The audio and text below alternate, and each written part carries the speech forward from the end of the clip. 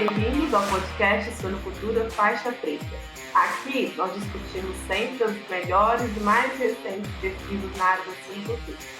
Nosso convidado de hoje é o Nicolas. Nicolas, muito obrigada por estar aqui conosco e, por favor, se apresente aos nossos ouvintes. Olá, muito obrigado pelo convite. Meu nome é Nicolas Cárdenas. Se você já reparar um sotaque, eu sou colombiano.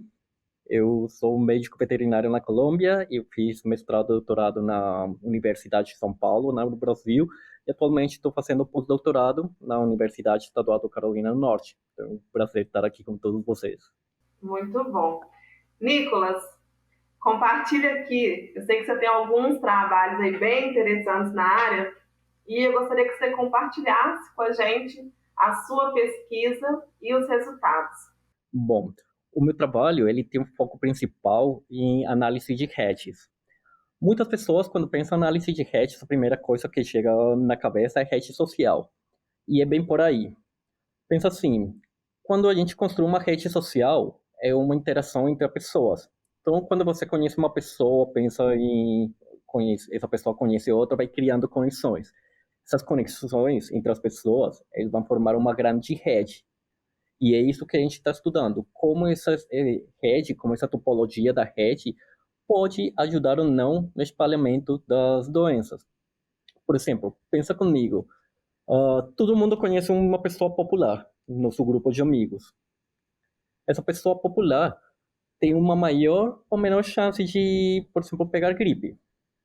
Então, a resposta mais intuitiva é essa pessoa vai ter um risco maior de pegar gripe, dado que ela tem um maior número de conexões.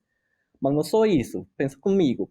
Se eu sou uma pessoa tímida que não conhece muitas pessoas, mas meu melhor amigo é a pessoa mais popular do grupo, eu vou ter a mesma chance de pegar a gripe, dado as conexões das minhas conexões. E é tudo isso que a análise de redes sociais estuda na área de epidemiologia veterinária. Só que quando a gente fala na área da veterinária, na verdade, as pessoas são grandes e as conexões é o trânsito de animal. Então, o trânsito de animal ele vai criar conexões de entrada e saída entre as propriedades e assim, desse jeito que a gente consegue criar todas essas redes de contato. Como que a gente tem isso? A gente cria esses dados basados na declaração de movimentação que os produtores fazem para o serviço veterinário oficial. Então, isso é a grande maioria o que a gente faz na nossa pesquisa aqui. Bem didático, Nicolas. Um bom professor.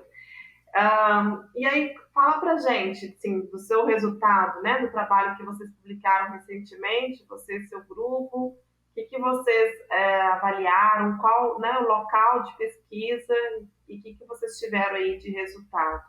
Nesse trabalho aqui, especificamente, a gente pegou um dos maiores estados produtores de suínos no Brasil, que é o estado de Santa Catarina, e a gente criou essa rede de contatos com todas as propriedades de suínos que tem dentro do estado.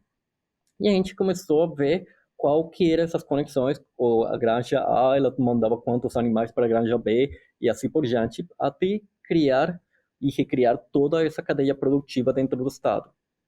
Com isso, a gente começou a fazer umas avaliações, por exemplo, qual que é o grau de contato de cada propriedade, qual é a cadeia de contato, quer dizer, uma granja manda animal para outra granja e essa granja manda para outra, qual seria o tamanho dessa cadeia de contato, por exemplo, quantas vezes essa propriedade é o caminho intermeio entre as outras propriedades. Todas essas métricas a gente vai calculando e a gente faz isso com um propósito. Quando a gente calcula essas métricas, a gente pode utilizar uma modelagem matemática para a gente predizer qual que seria o tamanho de um surto, de uma epidemia. Então, o que a gente fez? Primeiro, a gente simulou qual que seria o tamanho de uma epidemia em Santa Catarina, através de um cálculo de uma cadeia de contato.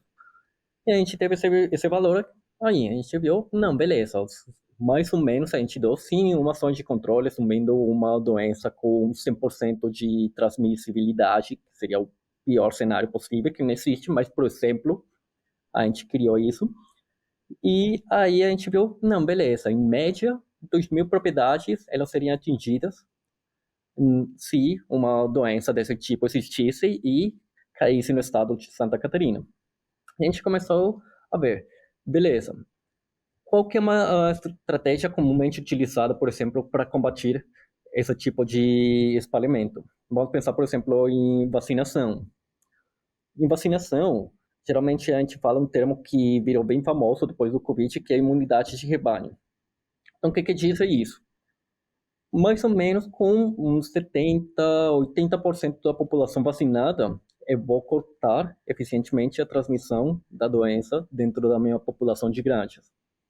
Isso seria atingir uma imunidade de rebanho no nível de granja dentro do estado.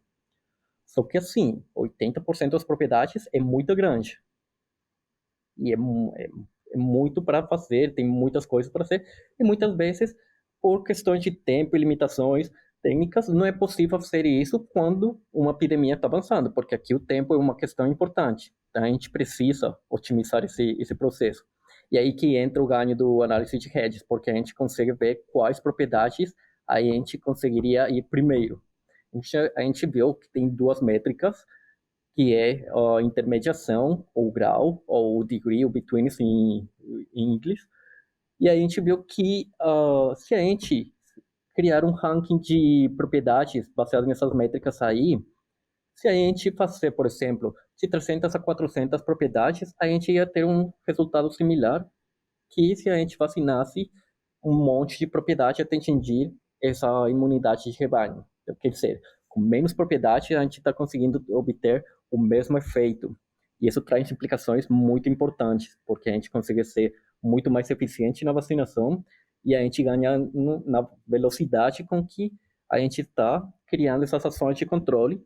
E quando a gente está falando de um surto, especialmente quando é uma doença nova, pensa assim, uma peste porcina africana, uma febre aftosa, o tempo é o parâmetro mais importante.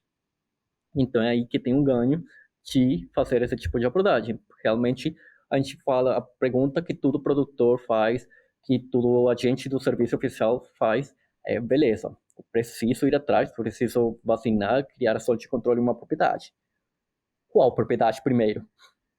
Então a gente cria esse ranking baseado no risco, ver qual que é a propriedade. Você deveria ir nessas propriedades primeiro porque elas têm um maior impacto e elas têm um maior potencial de espalhamento dentro da cadeia produtiva, porém, deveriam ser priorizadas as ações dessas propriedades. E com isso a gente tem um efeito bem melhor do que fazer a ação de controle de forma aleatória, né, nas propriedades. Então, esse é o grande saque da pesquisa.